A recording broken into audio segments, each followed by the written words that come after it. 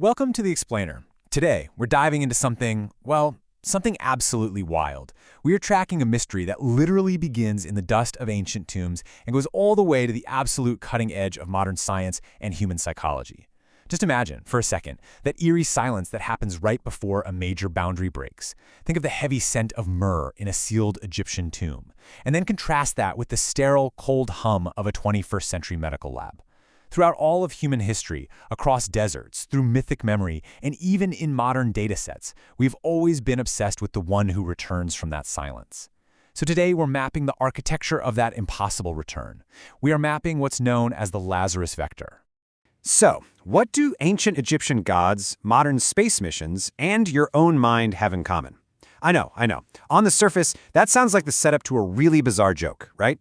You've got these grand cosmic myths from the Nile, matched up against the cold titanium of deep space probes, and then tied to the quiet, sometimes chaotic reality of your own everyday thoughts. But as we unpack the source material today, you'll see they are completely linked. They don't just share a vague theme, they actually share a highly specific, fundamental blueprint. They all use the exact same language to describe the moment when the absolute impossible suddenly becomes reality. Okay, let's dive into this. What exactly is the Lazarus Vector? Simply put, it's a universal story shape. It's a psychological architecture where death or collapse isn't a final endpoint, but rather a hinge, a threshold. And look, we're not just talking about religious doctrine here. This is a deeply embedded metaphysical instinct in us as a species. Picture that classic story in Bethany. Think about the sheer unyielding weight of a giant stone rolled across a tomb. Everyone expects total finality. But then, the stone rolls away. Light floods into a place designed only for darkness, and a figure walks out. That specific image has survived for millennia because it speaks to an instinct we all have, this stubborn, radical belief that the bitter end might actually just be a doorway. So how does this architecture actually work? It triggers our deepest pattern recognition because it follows a very tight 5-part blueprint that repeats practically everywhere. First, a beloved figure dies or collapses. The hero falls. Second, the community goes into profound mourning. All hope is gone. Third, some divine, cosmic, or natural force intervenes, a literal spark in the dark. Fourth, the figure returns. But, and this is absolutely crucial, they don't just wake up exactly as they were. They're fundamentally changed. They carry the weight of the other side. And finally, step 5, their return completely alters the world they come back to. Keep this 5-part heartbeat in mind because it's the exact framework humanity has used to process loss and transformation since the dawn of time. And this brilliantly illustrates a universal human truth. Let's take a really rapid tour through what the source material calls the 7 mirrors of the Lazarus moment. Here's a crazy fact for you. The cultures that came up with these figures were separated by massive oceans and, in some cases, centuries.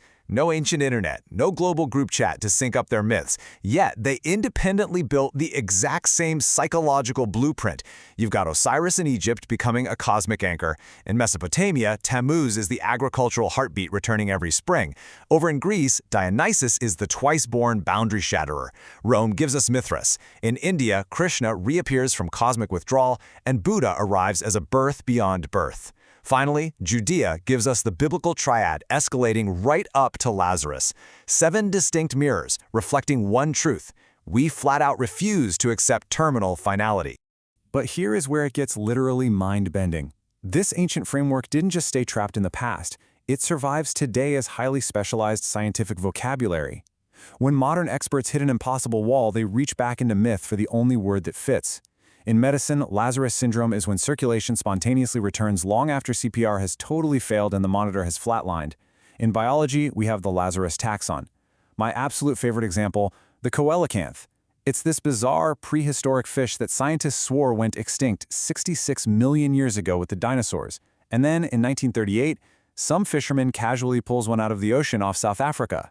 No way, right? We even name space exploration projects Lazarus missions and theorize about Lazarus planets rebuilding their atmospheres. The return no one expected. That right there perfectly captures the central defining thesis of all this.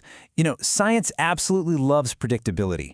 It relies on measurable, unbreakable rules. Finality, as dark as it is comfortable because it's absolute. But the Lazarus Vector just shatters those rules. Whether it's a heartbeat echoing on a monitor that went dead 20 minutes ago, or a fossilized creature swimming around in the deep ocean, this archetype breaks the tyranny of finality. It terrifies and thrills the scientific world because it proves that what we think is a terminal end is sometimes just a deep breath before the boundary breaks. Let's move to And see how this builds into an entirely new dimension. We're shifting gears from the physical body to the psychological realm. So on one side we have physical resurrection, rooted in biology, myth, bodily return. But on the other side, we have this fascinating framework developed by a research group called ARTESEROSTEK. They built a conceptual engine called the Virtual Creative Factory, or VCF, and this introduces creative resurrection. This is strictly about the life of the mind. Think about a brilliant idea you had that just failed, or a piece of your core identity that fractured under massive stress. The VCF treats the return of these mental elements as a literal psychological resurrection. Dead inspirations are brought back to completely renew your creative landscape. Basically, endings are just thresholds for our ideas. Which leads us to this massive, very important number, 8. We've talked a lot about the 7 mirrors, Osiris, Dionysus, the coelacanths swimming in the deep, so who's the 8th? In this giant, epic, global constellation of returners, the 8th returner is actually you. Yes, you listening to this. Every single time you navigate a terrible personal loss, or survive a brutal burnout, or recover from a creative fracture that left you on the floor, you are stepping right into this ancient lineage. The exact moment you decide to get back up, you literally become the living continuation of the Lazarus Vector. I really want to slow down here for a second, because this concept is the emotional core of everything we've talked about today. The returner is not a miracle. They are a message. El que vuelve no es un milagro, es un mensaje. Every single culture keeps a story of someone who crossed the dark threshold and came back. But they don't come back to perform a cheap magic trick. They don't come back to pretend the collapse never happened. They come back to remind the living that meaning survives the fire. When you recover from your own personal darkness, it isn't just biological luck. Your recovery becomes a walking, breathing message to everyone around you that purpose endures way beyond the collapse. So as we wrap things up, I want to leave you with a provocative thought. What lost idea, dream, or piece of yourself is waiting for its Lazarus moment? Because if we've learned anything at all from ancient sands, the deep ocean, and the furthest reaches of space, it's that finality is very often an illusion. The collapse is not the end, it's simply the hinge swinging open. You are the 8th returner, and your resilience is the next unstoppable chapter in humanity's oldest story. Thank you so much for exploring this with me. Go out there and roll away the stone.